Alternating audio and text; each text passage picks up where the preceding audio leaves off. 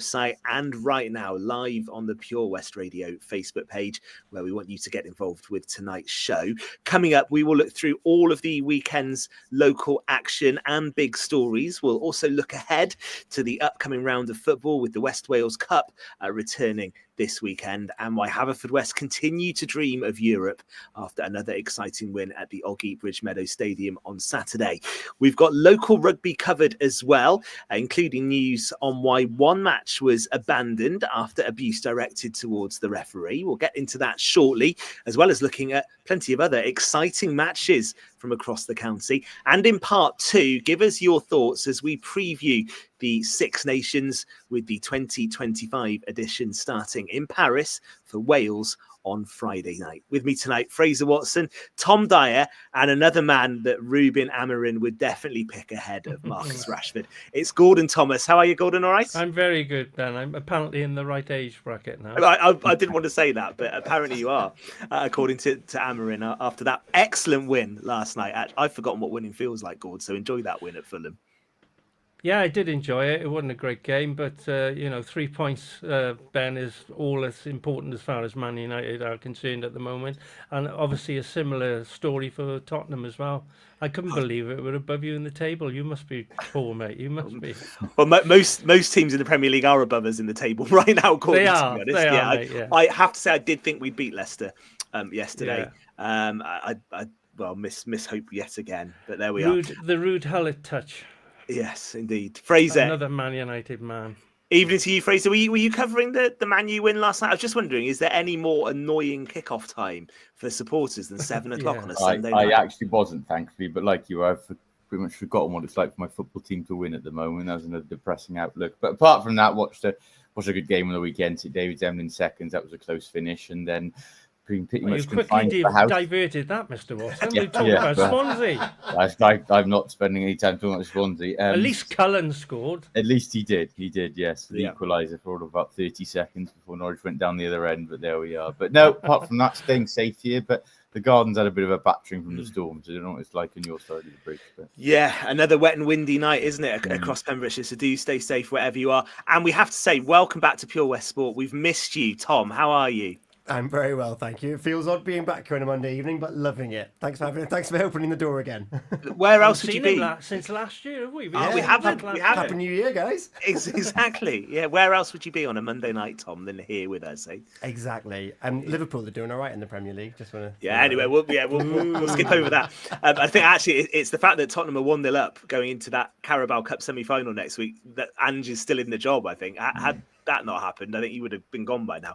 We'll come back to some of this a bit later, and we will talk local football in part 3 on the show this evening. But let's get into the local rugby. And before we do the big talking point actually from the weekend with that game that was abandoned, Fraser, you actually did the feature game for pembrokeshiresport.co.uk, and it was at St David's, and we heard from both coaches in the first hour of the show, didn't we? Yeah, that's right. Yeah, decent game actually. In second, got the really the right ethos for a second team. Came down young, a little bit maybe under strength compared to normal, but had a go actually. And at one point, the Davies looked like running out comfortable winners. It was windy. Well, it's always windy down there, but especially so this weekend. And Elim came back at them. So yeah, I enjoyed it. And St Davies steadied the ship actually. 2 very bad losses to start the month in January. Looked to be rocking a bit after Christmas, but 2 bonus points in a row now, and they're going to land them on Saturday. So things looking up a bit in my home city on the rugby front, Ben. Tasty out there when it's windy. Did you ever play there in those sort of conditions, Gordon, out in St David's on the peninsula? He's right. It was never any different up there. Did you ever not play there? It was the same in the summer. It didn't matter what time of year you were there. It was always windy. Yeah, great bunch, St David's. They try so hard, and I think they've done very well considering how little it isn't a big place to pick so many players. Watson came back from university every other week to play, so to be fair, it's hard to keep the boys there and get the team playing every week. But they've done it, and fair play, they're winning a bit more than what they were a few years ago, which is good to see that. We'll have a look at Fraser's match report on pembrokeshiresport.co.uk, and you can catch up on the first hour. We heard from both coaches. That will be available very shortly on the website at purewestradio.com. The talking point from the weekend, though, came in the game between Narberth Athletic and Neyland in Division 4 West A. This game was abandoned after 62 minutes, with the referee deciding to take that course of action after an incident involving spectators. I'll read for people listening and watching what pembrokeshiresport.co.uk report, actually. Matters came to a head when a Narberth player was shown a yellow card and allegedly came into contact with the match official, who then received abuse from a touchline supporter. And the official quite rightly instructed a Narberth official to remove that person from the field. As the club official carried out this instruction, the referee received an even more serious comment from another supporter and felt compelled to abandon the match. Just before we get some thoughts on this, I'll say what the Narberth secretary Gareth Charles has said. We are very disappointed to have this happen at our ground after we had played so well until half time and Neyland fought back to get well on top. There's no place here for such behaviour during a really good match, and once we have looked into this matter, those involved will be dealt with. Fraser, it's not something we hear of that often at Pembrokeshire rugby matches, is it?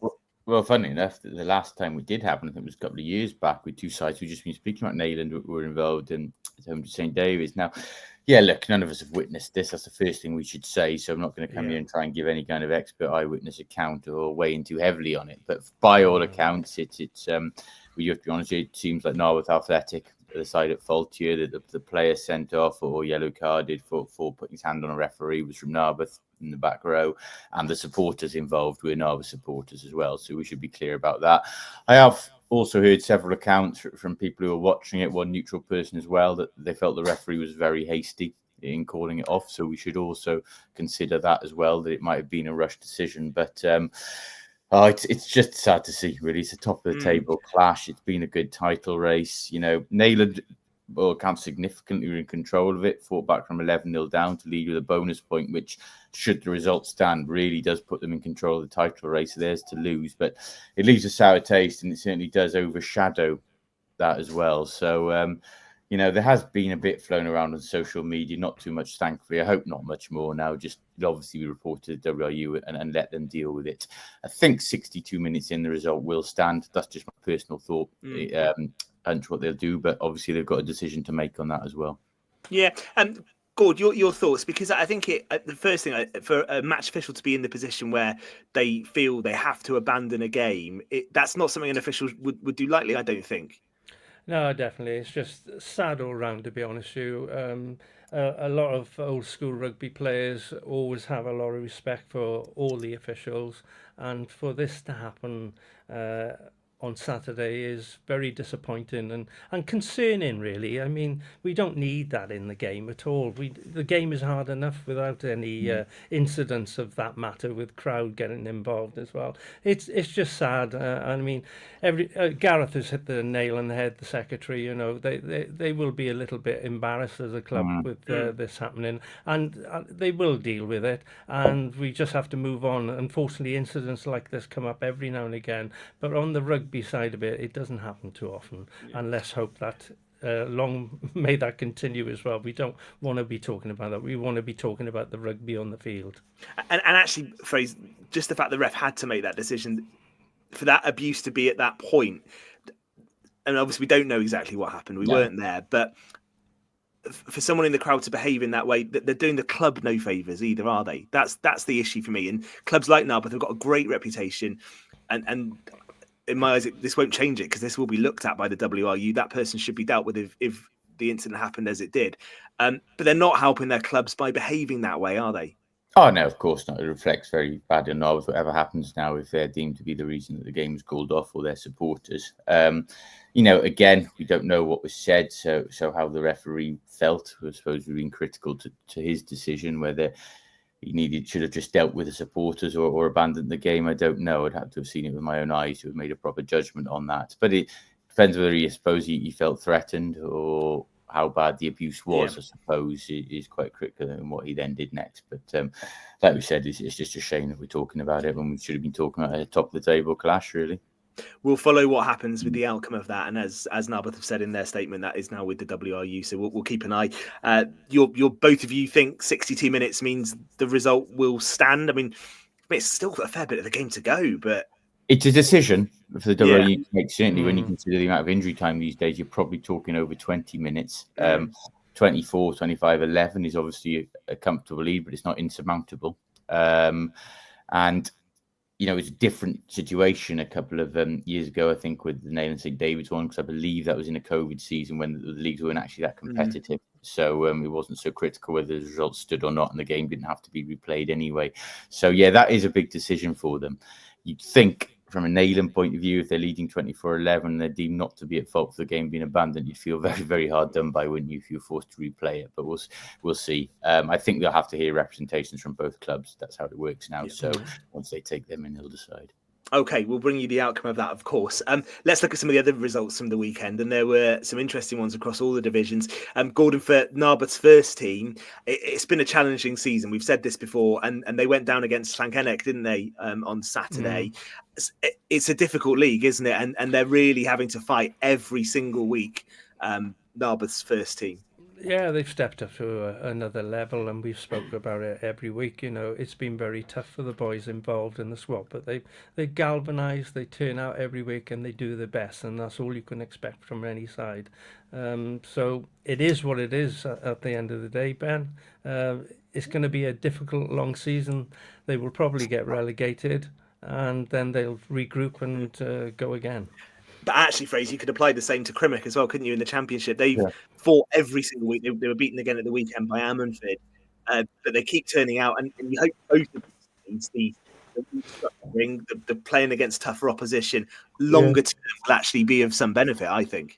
Yeah, absolutely. And we're praising you for keep turning out. Well, I wouldn't necessarily go down that road. Narberth especially, they're in the Premiership now. It's not easy when you're losing every week, though, no, of course it's not. Of course it's not. Yeah. But, you're at Premiership level now. It should be tough. It's supposed to be tough. It's technically the highest level of non-professional rugby in Wales, and Narberth have spent well over the years. And to be fair, that they do very well to create their own revenue that allows them to do that. But they've had time to prepare themselves for this, and they've got to keep fighting. They are, I think, in the bottom two at the moment. They still have a chance to get out of that when you look at the teams around them. Bonamine and Newcastle Emerald, there's not a great deal in it. And Crimmock as well, I think, still have a very good chance of staying up. But yeah, it is difficult, but that's what stepping up a level's about. And obviously Crimmock in their second year in the Championship now, and Narberth in their first in the Premiership. But, in Narberth's defence, though, Fraser, you have to applaud them for going more local than what they were over the last few seasons. So, the boys are mainly from Pembrokeshire. It's great to see that happening. But now they know how tough it really is. It is a tough league. Yeah, and you're right there, Gord. They've been criticised quite severely for that in the past, for essentially being totally non-Pembrokeshire at one point, and they have reversed that. So, that is commendable. What about Tenby as well? They have had a couple of setbacks after a brilliant first half of the season. They showed a bit of character, didn't they, at Hayward Lane at the weekend, thumping Wynarloyd 52-12. And actually, that's a real good test. And we said, I think, last week on the show that it was going to be about how they bounce back, and that was some message, wasn't it, with that win, Gordon? Yeah, definitely. I mean, they've been missing Lloyd Thomas at fly half for the last few weeks, man, and he's quite instrumental in how they operate. I'm not sure whether he played last Saturday, but they were playing a team that wasn't quite at the level of the teams they had beaten. So they were expected to win well. But even so, it was a big confidence boost for the boys down there to get a comfortable win, to say the least. And hopefully that'll put them in good stead for the rest of this season. And Fraser, you've interviewed Jonathan Evans for the show quite a bit, actually. We've had him on live, but we've also had him in the first hour quite a bit. How would he have responded, do you think? Because I've always been really impressed with him when he's joined us. What would his reaction have been to those defeats, do you think? Oh, he's very measured, Jonathan. I think he knew that long unbeaten run, that, he wasn't going to go on forever. You are in that division. He recognises that quite regularly, where, it sounds a cliche. Anyone can beat anyone. It tends to be quite tight from top to bottom. But yeah, he would have been pleased to get back on track, certainly, because you look at it now, just checking the league then, and 7 points off Aberystwyth, and only one goes up from One West, I believe. So they do have a game in hand. They win that, they're back within striking distance, and they've still got to play them at home. So yeah, it was crucial they did get back on track in terms of their title ambitions. Okay, we're going to preview the Six Nations in part 2. So let me just pick out a couple more of the local games. And as we've got a Whitland legend with us, that was I was just going to say that, man. Yeah, that was a big win at Milford Haven, wasn't it?